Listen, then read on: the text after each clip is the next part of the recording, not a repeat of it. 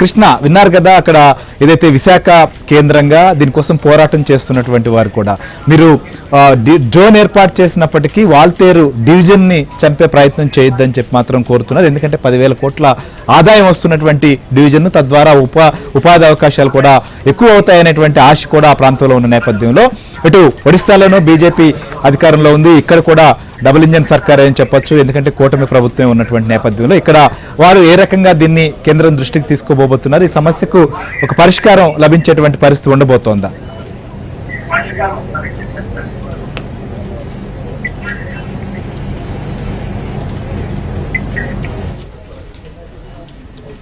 కృష్ణ శ్రీహరి, మొత్తానికైతే ఇప్పుడు దీనికి ఏంటి పరిష్కారం అనేది కేంద్ర రైల్వే శాఖే చెప్పాల్సినటువంటి అవసరం ఉంది.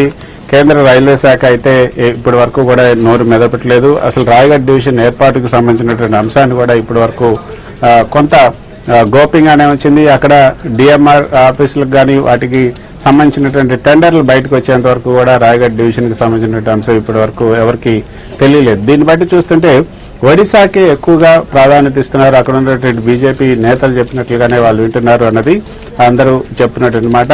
ఏపీకి వచ్చేసరికి, వైజాగ్ జోన్కి వచ్చేసరికి మొదటి నుంచి కూడా మేనమేషాలు లెక్క పెడుతున్నారు.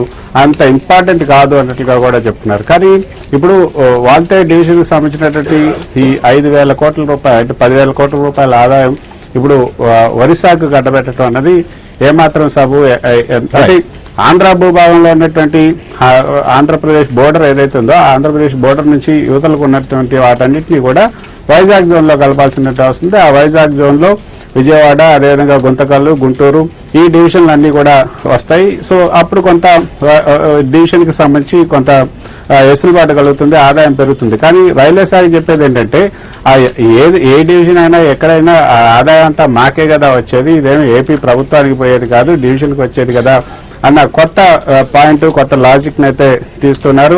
అసలు డివిజన్ ఎక్కడైనా సరే ఆదాయం అంతా కూడా రైల్వే శాఖకే వస్తుంది అన్నది వాళ్ళు చెప్తున్నారు. సో ఆ రైల్వే శాఖ తిరిగి అభివృద్ధి పనులకి వీటన్నిటికీ పెడతారని చెప్తున్నారు.